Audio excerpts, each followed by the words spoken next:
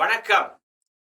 Chennai pincode சீரீஸ்ல சென்னை 8600008 எக்மோர் மிக பழமை வாய்ந்த பகுதி. அதுக்கும் மேலே வரலாறு நிறைந்த பகுதி. சென்னை எக்மோருடைய வரலாறு ஒரு எபிசோட்லலாம் குறுக்கி சொல்லவே முடியாது. அதனால இந்த பகுதியுடைய வரலாறு 2 எபிசோடுக்கு நீடிக்கும். இன்னைக்கு வருது முதல் பாகம். வாங்க எக்மோரை நோக்கி போகலாம்.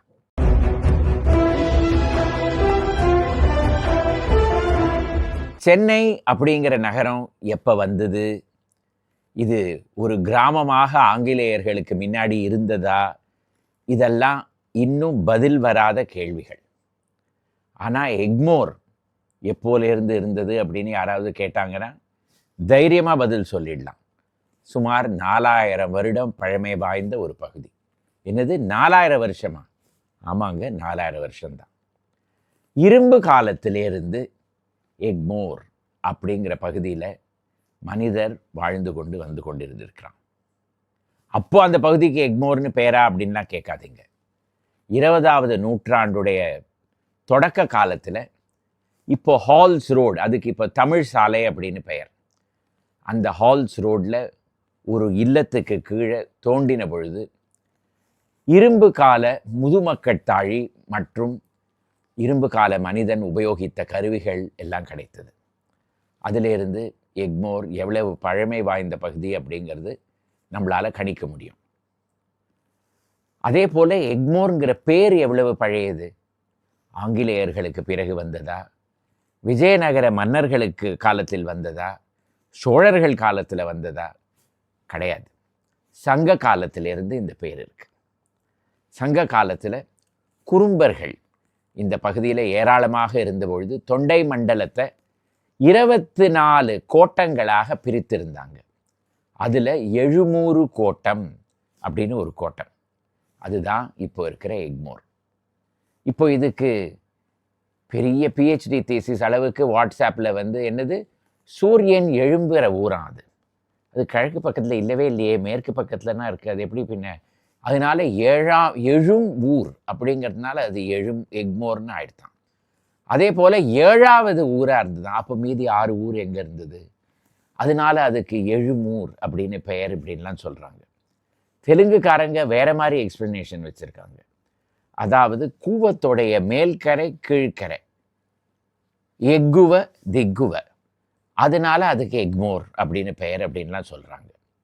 சங்க காலத்தில் தெலுங்கு பேசினாங்களா இல்லையான்னு எனக்கு தெரியாது. ஆனால் அந்த காலத்துலேருந்தே இதுக்கு எழுமூர் அப்படின்னு தான் பெயர் இருந்திருக்கு.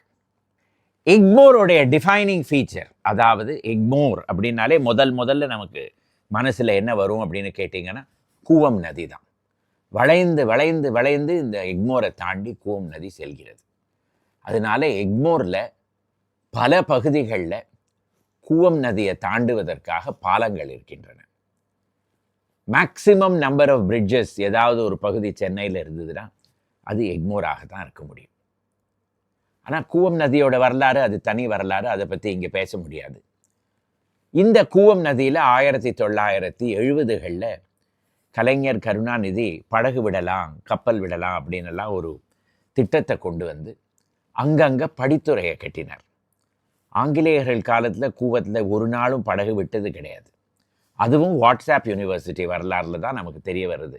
ஆங்கிலேயர்கள் காலத்தில் கூவத்தில் படகெல்லாம் விட்டாங்க அப்படின்னு ஒரு புத்தகத்துலேயும் அந்த மாதிரி இல்லை. ஆனால் 1970களில் ஒரு சிறிய காலத்துக்கு கூவமில் படகெல்லாம் விட்டாங்க. அப்போது அந்த படித்துறையெல்லாம் கட்டப்பட்டது. இப்பொழுதும் கானிமாரா ஹோட்டலுக்கு பின்புறம் போய் பார்த்தீங்கன்னா ஒரு இடிந்து போன படித்துறை அப்படியே புல்லும் புதருமாக மண்டி கிடந்து அப்படியே இருக்கிறது. அந்த ஒரு ஸ்கீமோட நினைவு சின்னமாக இந்த இடம் அப்படியே இருக்கணும். பின்கோட் அப்படின்னாலே போஸ்ட் ஆஃபீஸ் தானே.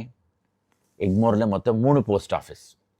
ஒன்று எக்மோர் போஸ்ட் ஆஃபீஸ், 2வது எக்மோர் நான் டெலிவரி போஸ்ட் ஆஃபீஸ். எத்திராஜ் சாலையுடைய கடைசி பகுதியில் பாந்தியன் ரோட் சந்திக்கிற இடத்துல இப்பொழுதும் இருக்கிறது. அது என்ன நான் டெலிவரி? அதாவது தபாலெல்லாம் அவங்க டெலிவரி பண்ண மாட்டாங்க, மீதி சேவைகளெல்லாம் அவன் புரிவாங்க. அதனால அது. 3வது எத்திராஜ் சாலை போஸ்ட் ஆஃபீஸ். 3 போஸ்ட் ஆஃபீஸ் இருக்கிற இந்த பகுதி இந்த எக்மோர். எக்மோரில் ஒரு காலத்தில், அதாவது 18வது 19வது நூற்றாண்டில் ஏராளமாக ஆங்கிலேயர்கள் எல்லாம் வசித்து கொண்டு வந்தாங்க. அவங்களுடைய நினைவில் இப்போவும் அந்த பகுதியில் பல ரோட்ஸோடைய பழைய பெயர்கள், அது எல்லாத்துக்கும் இப்போ புது பெயர் வந்து விட்டது. உதாரணத்துக்கு மாண்டியத் ரோடு, அது இப்போது red cross road. Commander in chief road, அதுதான் இப்போ எத்திராஜ் சாலை. மார்ஷல்ஸ் ரோடு, ருக்மிணி லக்ஷ்மிபதி சாலை. ஹாரிஸ் ரோடு, சிவந்திப்பா ஆதித்தனார் சாலை. ஆனால் இப்போவும் ஆங்கிலேயர்களுடைய பெயரில் சில பகுதிகளெல்லாம் பெயர் அப்படியே எக்மோரில் இருக்குது. உதாரணத்துக்கு வானல்ஸ் ரோடு, கெனட் லேன், இதெல்லாம். அதே போல் அந்த காலத்தில் கிழக்கிந்திய கம்பெனியில் இருந்த ஆங்கிலேயர்களுக்கு துபாஷிகளாக இருந்த, அதற்கு பிறகு வியாபாரிகளான பல இந்தியர்களுடைய பெயர்லையும் இந்த இடத்துல பல ஆலைகளுக்கெல்லாம் பெயர் இருக்குது. உதாரணத்துக்கு கெங்குரெட்டி தெரு, தனால கெங்குரெட்டி தெரு, அரவாமுது தோட்டம், இந்த மாதிரி பெயரெல்லாம் பார்க்கலாம். ஒரு பழமை வாய்ந்த பகுதி.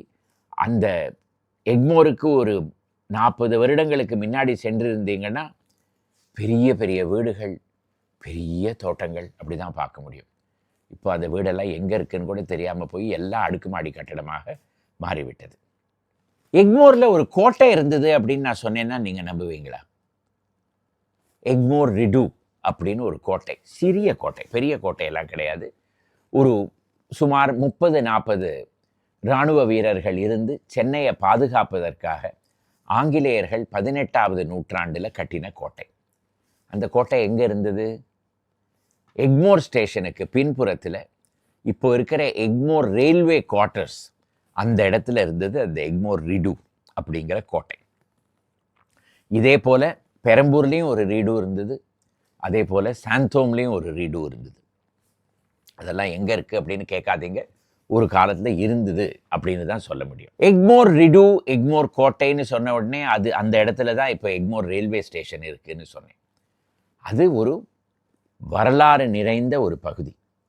அந்த ரிடு எக்மோர் ஸ்டேஷனுக்கு அருகே இருப்பது தான் 1820களில் கட்டப்பட்ட செயின்ட் ஆண்ட்ரூஸ் கர்க். அதாவது ஸ்காட்டிஷ் பிரிவை சேர்ந்தவங்க அவங்களுடைய தொழுகைக்காக எழுப்பப்பட்ட அந்த சர்ச். அதை அவங்களுடைய மொழியில் கர்க் அப்படின்னு சொல்லுவாங்க. அதை கட்டியவர் கெத்தீட்ரல் ரோடில் இருக்கிற சென்ட் ஜார்ஜஸ் கெத்தீட்ரலை கட்டின தாமஸ் ஃபியாட் டி ஹாவிலண்ட். கிட்டத்தட்ட அந்த 2 சர்ச்சுக்கும் ஒரே மாதிரி டிசைன் இருக்கும், நீங்கள் பார்க்கலாம். ஆனால் இந்த செயின்ட் ஆண்ட்ரூஸ் கர்க்கில் சில விசேஷமான தகவல்களெல்லாம் உண்டு. உதாரணத்துக்கு அந்த சர்ச்சுக்கு உள்ளே போய் பார்த்தீங்கன்னா ஒரு பெரிய டோம். இந்த டோமில் மேலே பார்த்தீங்கன்னா நீல கலரில் வர்ணம் பூசி நிறைய நட்சத்திரங்கள் தெரியும். ஸ்காட்லாண்டில் எந்த நட்சத்திரம்லாம் தெரியறதோ அதை தான் அந்த இடத்துல வர்ணம் பூசி காமிச்சிருக்காங்க. அதே போல் இந்த டோமை சுற்றி, இந்த டோமை தாங்கிண்டு நிற்கிறது பல தூண்கள். அந்த டோமை தாங்கி கொண்டிருக்கிற தூண்கள் எல்லாம் எதுக்கு மேலே நின்றுருக்கு தெரியுமா? வெறும் மண்ணில் நிற்கலை, கிணறுகள் மேலே நின்றுட்டுருக்கு. தாமஸ் ஃபியாட் டி ஹாவிலண்ட் இந்த சர்ச்சை கட்டும் பொழுது கூவம் அதற்கு அருகேயே சென்று கொண்டிருந்ததுனால அவ்வளவு பெரிய டோம், அதோடைய வெயிட்டை தாங்குகிற இந்த தூண்களெல்லாம் பூமிக்குள்ளே சறுக்கி கீழே போயிடுச்சுன்னா என்ன ஆகும் அப்படிங்கிற ஒரு பயம் வந்து இந்தியர்கள் எப்படி தூண்களெல்லாம் எழுப்புகிறார்கள் அப்படிங்கிறத பார்த்தார். அப்போது அந்த காலத்தில் கிணறு வெட்டுவது என்பது ஒரு பெரிய வேலையாக சென்னையில் இருந்தது.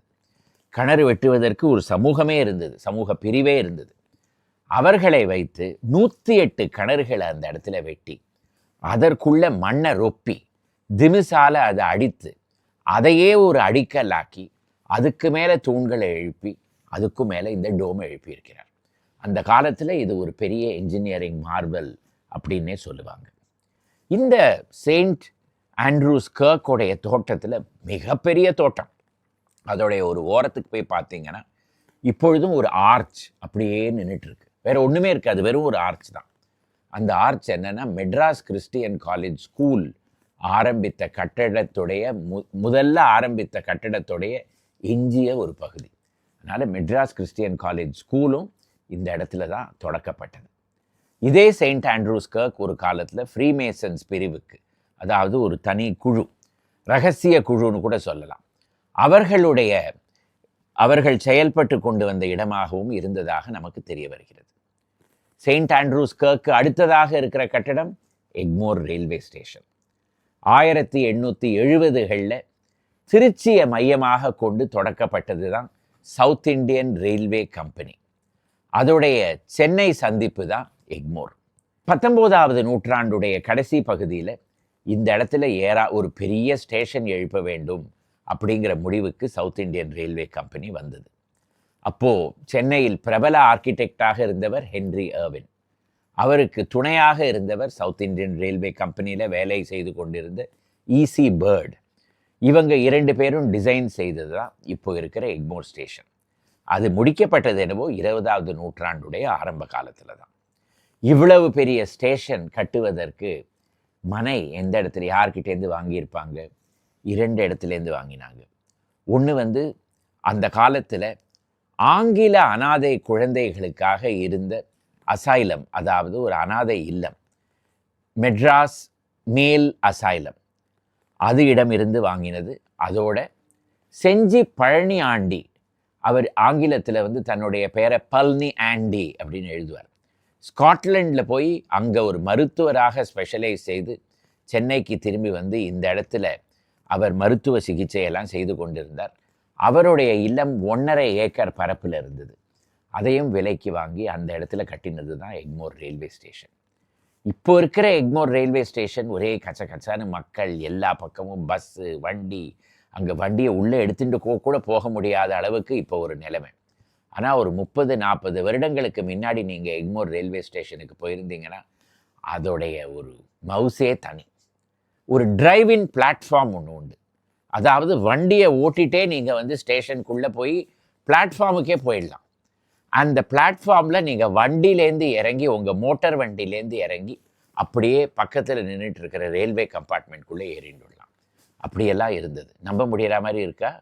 அதே போல் எக்மோர் ரயில்வே ஸ்டேஷனில் ஸ்பென்சர்ஸ் கேட்டர் செய்து கொண்டிருந்த ரெஃப்ரெஷ்மெண்ட் ரூம், ஆஹாஹாஹா, அங்கே இருந்த மசாலா தோசை, அங்கே இருந்த கட்லெட், இதெல்லாம் மறக்கவே முடியாது.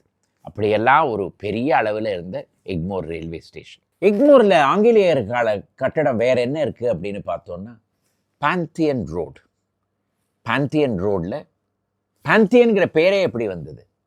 இப்போ மியூசியம் இருக்கிற இடத்துல ஒரு காலத்தில் ஆங்கிலேயர்களுடைய பார்ட்டி, அதே போல் அவங்களுடைய நாட்டிய விழா இதெல்லாம் நடத்துவதற்காக ஒரு கிளப் மாதிரி ஒரு கட்டடத்தை கட்டியிருந்தாங்க. அதுக்கு பெயரே பாந்தியன் தான். அது 1840களுக்கு பிறகு இடித்து தள்ளப்பட்டது. ஆனால் அந்த இடத்தோடைய பெயர், அந்த வழிக்கு, அந்த பாதைக்கு பெயர் இப்பொழுதும் பாந்தியன் ரோடு தான்.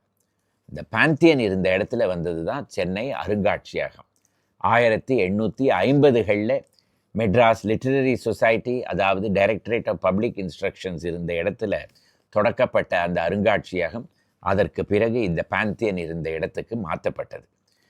19வது நூற்றாண்டுடைய கடைசி பகுதியில் இந்த இடத்துல ஒரு நூலகம், அதுதான் Connemara public library, government museum, அதற்கு அருகே மியூசியம் தியேட்டர்.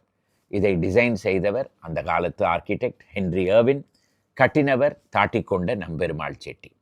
இந்த கானிமாரா பப்ளிக் லைப்ரரி அப்படிங்கிற பெயர் அப்பொழுது சென்னை மாகாணத்துக்கு ஆளுநராக இருந்த லார்ட் கானிமாராவோட பெயரில் வந்தது.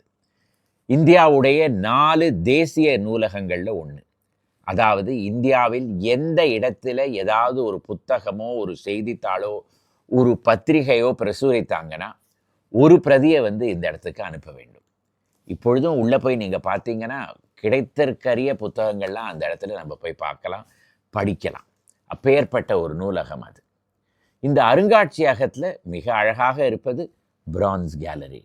நம்ம தமிழகத்துக்கே உரிமையான கோவில்கள், உற்சவ மூர்த்திகளெல்லாம் இருந்தது. அது எல்லாத்தையும் கொண்டு இந்த இடத்துல வைத்திருக்காங்க. இதே வளாகத்தில் இருப்பது தான் நேஷனல் ஆர்ட் கேலரி. 20வது நூற்றாண்டுடைய ஆரம்ப காலத்தில் ஹென்றி எர்வினோட டிசைனில் ஃபத்தேபூர் சிக்ரியில் இருக்கிற புலந்த் தர்வாசாவோட டிசைனை ஒட்டி கட்டப்பட்ட விக்டோரியா டெக்னிக்கல் இன்ஸ்டிடியூட் அப்படிங்கிற கட்டடம், அதுவே இப்போது நேஷனல் ஆர்ட் கேலரியாக இருக்கிறது. மியூசியம்லேயே இப்போது புது கட்டடங்களில் மியூசியம் ஆஃப் நேச்சுரல் ஹிஸ்டரி, இயற்கையோடைய வரலாறு, அதே போல் சிறுவர்களுக்காக தனியாக ஒரு பிரிவு எல்லாம் இருக்கிறது. இந்த மியூசியம் சென்னையோடைய டூரிஸ்ட் அட்ராக்ஷன்ஸில் ஒரு மிக பிரபலமான இடம். எக்மோருடைய வரலாறை ஒரு எபிசோடில் முடித்து கொள்ளவே முடியாது. அதனால அடுத்த பகுதியை அடுத்த வாரம் பார்க்கலாம். இந்த எக்மோர் வரலாறுடைய முதல் பாகம் உங்களுக்கு பிடித்திருந்ததுன்னா இதை லைக் செய்யவும், உங்களுடைய நண்பர்களோடு பகிர்ந்து கொள்ளவும், அதே போல் இந்த சேனலுக்கு சப்ஸ்கிரைப் செய்யவும் செஞ்சாதானே அடுத்த வாரம் 2வது பகுதியை எப்போ வருது அப்படிங்கிறது உங்களுக்கு தெரியும். மறுபடியும் அடுத்த வாரம் இதே போல் சென்னையுடைய வரலாறுலேருந்து இன்னொரு எபிசோடுடன் வருகிறேன். வணக்கம்.